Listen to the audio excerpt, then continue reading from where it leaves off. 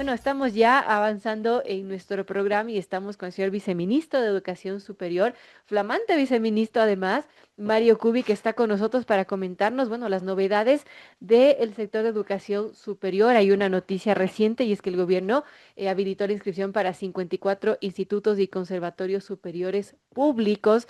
Y bueno, ¿cómo estamos con el viceministerio de Educación Superior, Mario? Gracias por estar con nosotros. Está dentro de un proceso de fusión importante, interesante, así que cómo encontró en este caso el Viceministerio de Educación, qué retos, qué novedades ha encontrado y también con esta noticia que se habilita la inscripción para 54 institutos y conservatorios superiores públicos. Bienvenido, señor Viceministro de Educación, gracias por estar aquí. Muy buenos días, siempre un gusto poder compartir. Buenos días a quienes ven el programa.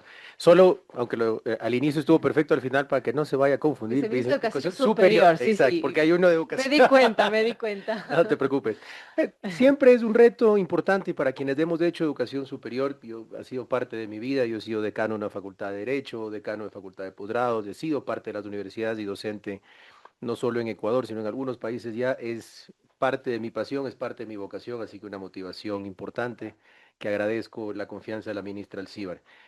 También importante decir que la visión que tiene el presidente Noboa en educación superior es extremadamente motivante. La ve como una prioridad, la ve como uno de los caminos clave para el desarrollo del país y lo ve además como una manera de dar a los jóvenes pertinencia en el ejercicio de su vida, que significa y por eso tanto impulso a la parte de institutos técnicos superiores y tecnológicos, porque es ahí donde podemos reforzar mucho de este término que me van a escuchar repetir seguido y que espero que el Ecuador se lo grabe de memoria, que es la pertinencia, que no es otra cosa que la inversión que se haga en educación superior, tanto en la formación de estudiantes como en la investigación científica y los incentivos de la investigación, apunten hacia aquellas áreas que van a permitir un mejor desarrollo productivo, un mejor desarrollo agrícola, un mejor desarrollo en materia de salud como eje prioritario y un mayor desarrollo Ujú. social. Entonces, empezar a alinear cada vez más y mejor con el sector público, privado, la academia y, por ejemplo, los nuevos acuerdos comerciales que el país está firmando, que abren nuevos mercados, que abren nuevas oportunidades, ir alineados hacia allá para que sean las industrias, insisto, la parte agrícola, la de salud, la que sienta el beneficio de estos profesionales que formamos y que la investigación científica que se haga en universidades y en institutos permita mejorar la tecnificación y las ventajas competitivas que tengamos en estas áreas.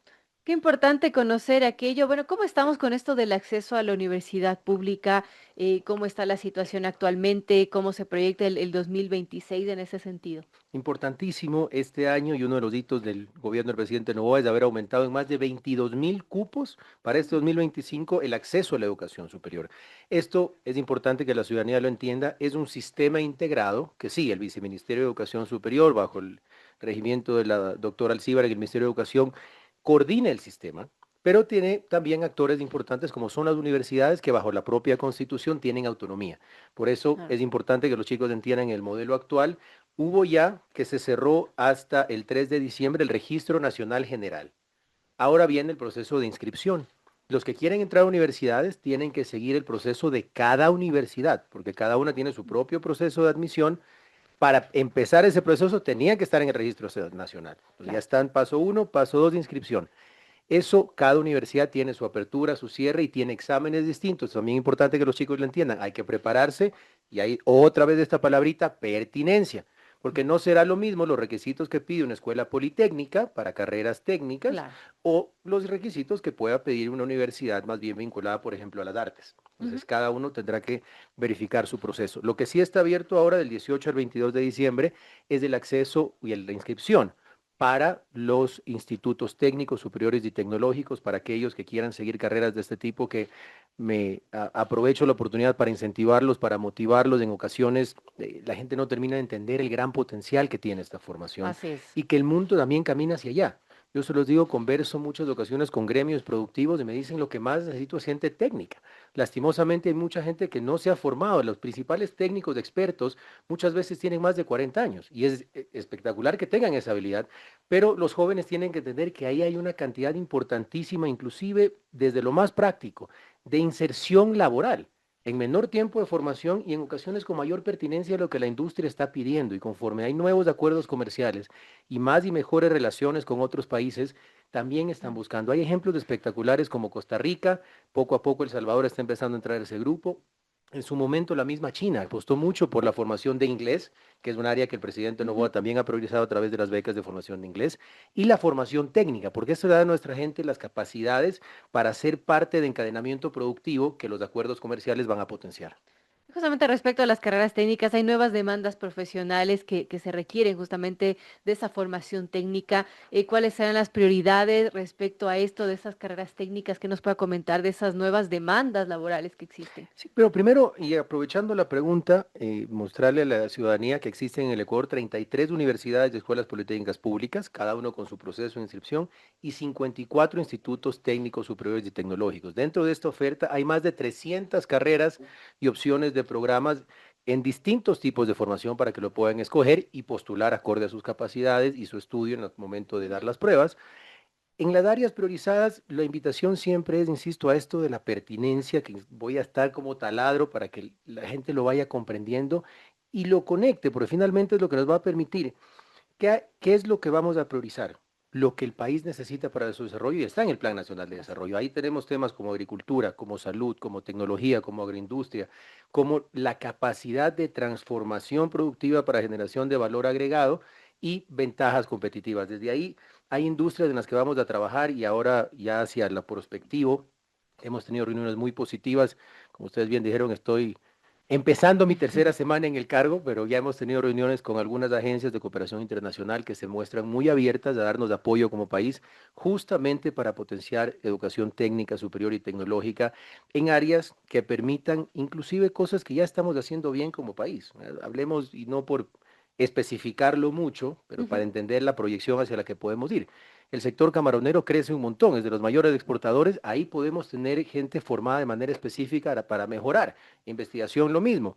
El sector florícola también ha crecido un montón y nos permite generar muchos puestos de trabajo. Y tenemos, de hecho, ya estudiantes, por ejemplo, en el Instituto Superior Cotopaxi, que están trabajando de manera importante en la parte de apoyo industrial a la mejora de procesos en las florícolas.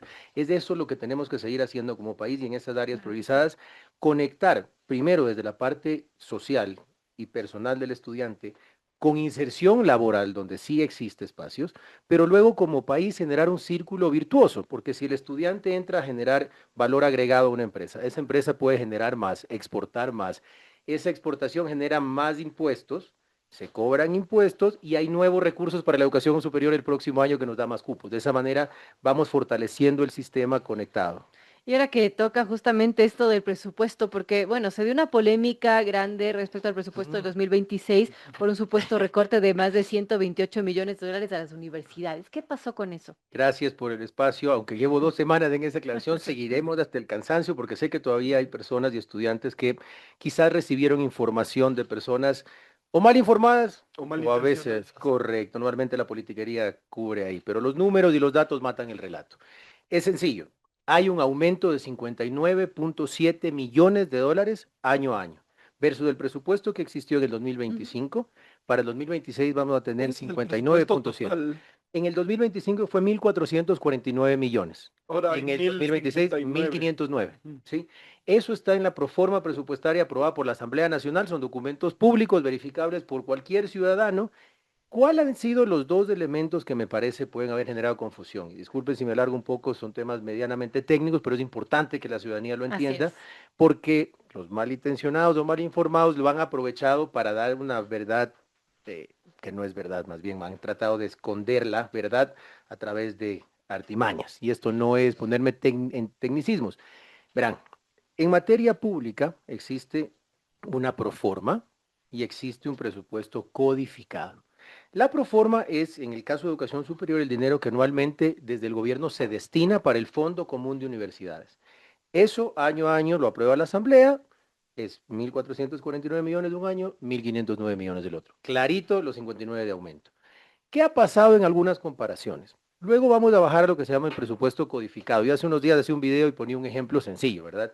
Digamos que una persona tiene un sueldo de $800. Esa es su proforma. El inicio de mes él sabe que recibe sus 800. A mitad del mes logra un cliente para hacer algo adicional y en eso genera $200 más. Y ahí tiene un familiar que le manda una remesa de $300 y completa. Entonces, 800 más 200 más 300, $1,300 es mi resultado final del mes, que eso, llevémoslo a educación superior y política pública, tendríamos la proforma, que es el sueldo, la autogestión que las universidades hacen, lo cual está muy bien y lo felicitamos y lo incentivamos, para lograr, por ejemplo, cobros por estudios de posgrado, logran fondos para investigación, logran proyectos específicos. Y lo tercero que les hablaba como la remesa sería la cooperación internacional, que muchas veces llega para las universidades. Eso final, si sumamos todo que se ejecuta a lo largo del año, logramos el presupuesto codificado. De Y lo que he acuerdo. visto a veces en redes es que están queriendo comparar el codificado de cierre del 2025 con la proforma 2026. Eso no está bien. Claro. Es proforma con proforma, porque el 2026 también va a haber autogestión que se va a ir sumando. Y finalmente, y esperamos, es por eso Ellos es están haciendo importante. lo que les van a dar desde el ministerio a todas las universidades en base de este fondo común universitario Ujú, y le están comparando con los otros ingresos adicionales. Entonces, correcto. obviamente va a Y ser cuando se haga el 2026, obviamente va a haber ingresos adicionales y además la buena gestión del presidente Noboa a nivel internacional está permitiendo que más países y más organismos internacionales vengan a colaborar. Entonces, del 2026 es altamente probable que en la ejecución del año también tengamos la autogestión y cooperación internacional y ahí al final se podrá ver. Pero incluso cuando se compare Ujú. codificado con codificado, eso depende mucho del ejercicio autonómico de cada universidad. Lo que depende del gobierno nacional, hay un aumento de 59,7 millones. Y lo último, en esto sí voy a ser breve, hay una fórmula que está en la ley. Esto no es del gobierno, esto no es del viceministro, no hay favoritismos. Está en la ley la fórmula que se llama FOPEDEUPO, por los Fondos Permanentes de Universidades, que genera unos incentivos y unos detrimentos según el cumplimiento de parámetros técnicos. Entonces, cada universidad a lo largo del año hace gestión. Sube la propia universidad en una plataforma pública sus resultados y en virtud de esos resultados se aplica la fórmula y el fondo común que el gobierno destina se distribuye entre las universidades. Así, hay muchas que mejoran en su presupuesto y otras que tienen ciertos castigos por temas y parámetros técnicos y de gestión. Eso está claro, señor Mario Cubia. Ahora solamente una acotación porque se mencionaba mucho que las universidades con menos capacidad de autofinanciamiento serían las más afectadas y hay analistas que consideran que este modelo de redistribución puede de alguna manera profundizar las asimetrías preexistentes y castigar a instituciones que, bueno, muchas de ellas atienden a sectores vulnerables. No sé qué nos puede decir sobre eso. Bueno, hay dos elementos. Lo primero es que el sistema de educación superior tiene que propender, incluso está en la Constitución y la norma, a principios de calidad, de transparencia y también, sin duda, de equidad. Y desde ahí trabajamos en Ujú. conjunto y existen parámetros para poder apoyar y sostener a instituciones que están en procesos de mejora, pero que también depende del ejercicio de cada universidad. Hay que ver, porque ¿qué es lo que se evalúa en esta fórmula? Temas académicos como la admisión, como la titulación de estudiantes, como la pertinencia y creación de carreras, empleabilidad. también en la parte de graduación, como temas de investigación, como temas de publicaciones pertinentes, pero también desde la perspectiva de cuidado de las finanzas públicas, cómo se ejecuta el gasto. Claro. Entonces, aquellas universidades que en un año no ejecutan adecuadamente su gasto, pues, ¿cuál es la lógica que está en la ley y el reglamento? Insisto, esta no es lógica de Mario Cubi. Ujú. Si hay un fondo común, aquel que no gastó el año pasado su fondo, pues redistribuyámoslo entre aquellas Claro. que sí están ejecutando para beneficiar al sistema, que en otras palabras es a la mayor cantidad de estudiantes. Sin embargo, de aquello y de manera puntual con la Universidad de Mautaiguasi, que es una de las que tuvo Así un es. recorte representativo o una disminución en la asignación por fórmula en este año, quiero dejarles con la tranquilidad de que nos hemos reunido ya 2 veces con el Ujú. señor rector y con su equipo de trabajo técnico para darles acompañamiento. Tenemos una sesión de seguimiento en el mes de enero para acompañarlos en su ejecución de 2026, acompañarlos también con procesos técnicos que les permitan a ellos ejecutar bien el próximo año y levantar a través de proyectos los fondos que fuesen necesarios para garantizar su operación. Por lo tanto, aquí no se deja votado a nadie, se les da acompañamiento en respeto a la autonomía universitaria cuando ellos lo solicitan, pero el fin del sistema y lo que hacemos desde el Ministerio de Educación es acompañar para garantizar la calidad en el sistema. Importante este diálogo con Mario Cubi, viceministro de Educación Superior. Señor viceministro, conozco su perfil y usted está muy involucrado también en nuevas tecnologías, inteligencia artificial, blockchain bueno, todas las otras que han estado con innovación. Y esa era la competencia del ya extinto CENESID, es decir, era Educación Superior, Ciencia y Tecnología. Entiendo que se han mantenido las mismas subsecretarías que manejaban el tema de ciencia, tecnología e investigación. ¿Cuál es su plan para esto que a veces nos queda relegado frente al monstruo que es de educación superior, pero que es muy importante, incentivos para innovar en el Ecuador, cómo damos, por ejemplo, grants para emprendedores como lo hacía los anteriores gobiernos, es decir, cómo incentivamos todo este sector de tecnología.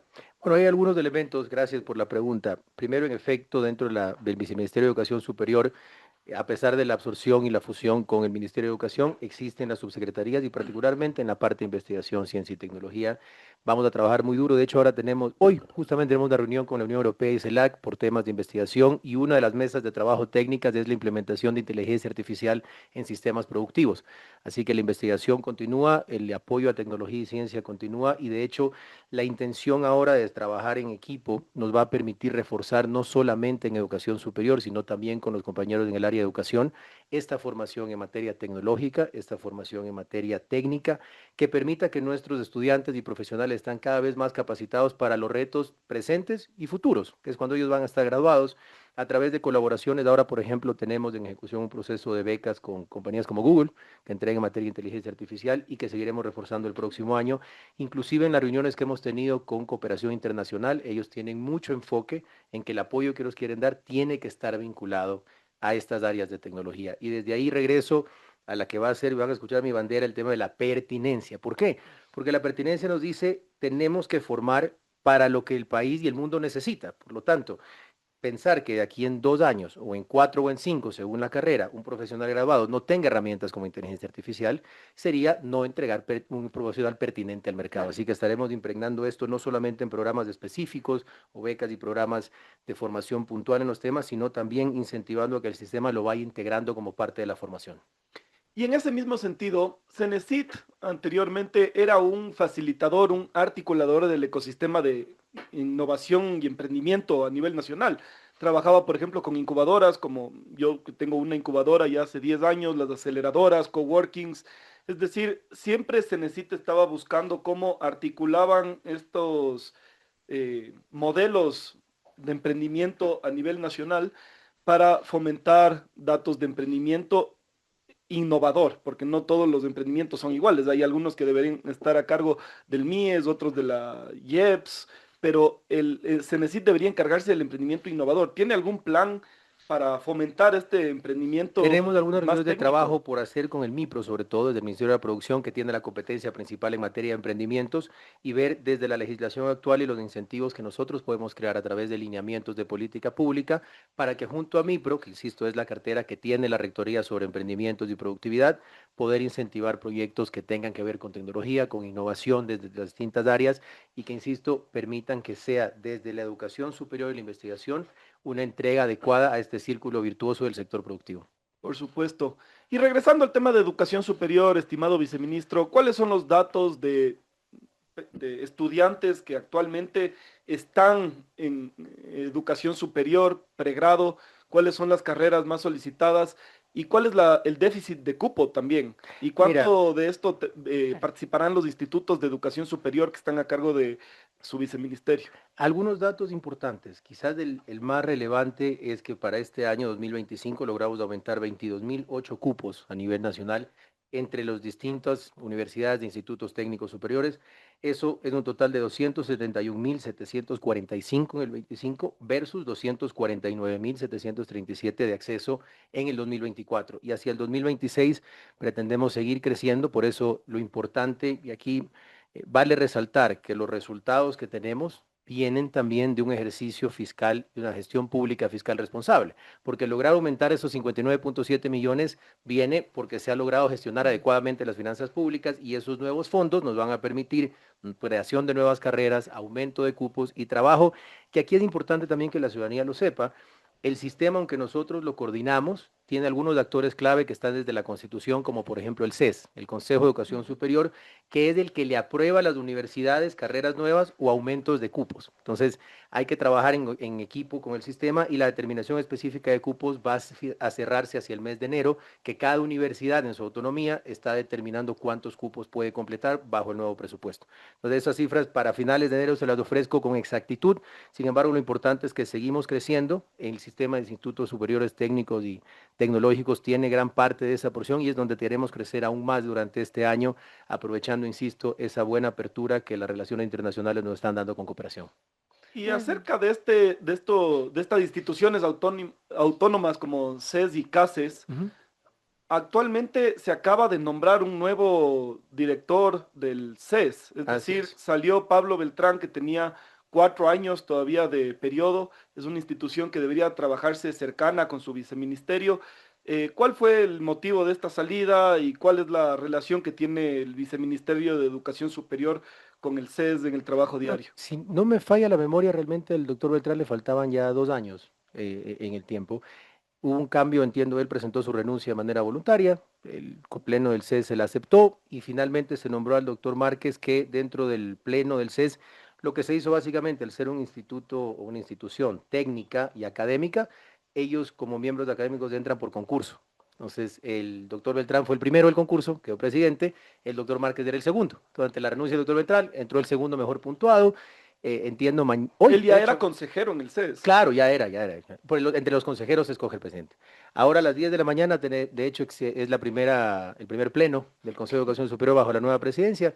Tenemos mucha expectativa sobre lo que pueda suceder porque la articulación es permanente, pero claro, cada uno dentro de sus competencias y el trabajo adecuado dentro del CES nos permitirá que estos fondos que el gobierno destina y la política pública que nosotros planteamos para fomentar las carreras técnicas superiores y tecnológicas y lograr aumento de cupos, finalmente se Ujú. concreten bajo los parámetros que el CES tiene que evaluar.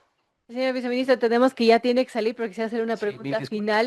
final. No sé si tenemos el tiempo, pero bueno, usted en superficie destaca una visión estratégica orientada a la investigación y a la calidad académica y en ese sentido, ¿cuáles son los indicadores que el viceministerio priorizará para medir el éxito justamente de las universidades en este 2026 y cómo planea también fortalecer la autonomía técnica de las instituciones, eso sin descuidar el control sobre el uso de fondos públicos? Una pregunta larga y compleja para hacer la final, pero a ver, en efecto, como les decía, yo vengo de ser profesor, soy investigador, terminé mi doctorado en la Universidad de Córdoba, en España, justo a punta de investigación científica, por lo tanto, es parte de lo que conozco, sé, hago y fomentaremos. La palabra clave, insisto, es pertinencia y, por supuesto, cumpliendo con la ley, porque, insisto, estos parámetros de calidad de las universidades se establecen primero por ley. Luego, por reglamentos del Consejo de Educación Superior, nosotros ejecutamos desde esa línea y establecemos políticas públicas que fomentan ciertas áreas, pero nos corresponde cumplir con eso que está en la ley, cumplir con los reglamentos que aprueba el CES y finalmente, insisto, la guía base que va a estar a cargo de nosotros y que lo hemos conversado, por supuesto, con la ministra Alcíbar, es enfocarnos en pertinencia porque lo que buscamos es que el país se beneficie. Y la visión del presidente Noboa es lograr un aumento en las capacidades del país en desarrollo que se transforme en desarrollo social. Por lo tanto, mientras más logremos que las universidades en su Ujú. ejercicio autonómico y desde los institutos apuntemos a generar más cupos, y aquí importante y su labor como comunicadores es clave, ayudarnos a transmitir porque a veces, y esta no es una crítica abierta a la ciudadanía, pero sí un ejercicio de reflexión, a veces los padres influimos mucho a los hijos en las carreras que en nuestra época eran las Claro. más demandadas y queremos carreras tradicionales cuando el mundo exige otra cosa. Y entonces a veces tenemos carreras hiperdemandadas que no necesariamente cumplen con la misma pertinencia Claro. y otras que sabemos desde la expertise y los estudios que son muy demandadas, que a veces los estudiantes o los padres no quieren tomar porque dicen, no, mejor esto como fue su papá o su abuelito. Entonces, es importante que logremos transmitir ese mensaje y que ustedes nos ayuden para que los chicos, ahora, por ejemplo, que está abierto del 18 al 22 del cupo, hagan su inscripción y hagan la apuesta por la formación técnica y tecnológica que alrededor del mundo cada vez genera más puestos de trabajo. Muy importante este diálogo con Mario Cubi, viceministro de Educación Superior. Gracias por estar aquí, viceministro. Gracias a ustedes, siempre un placer poder compartir y a las órdenes.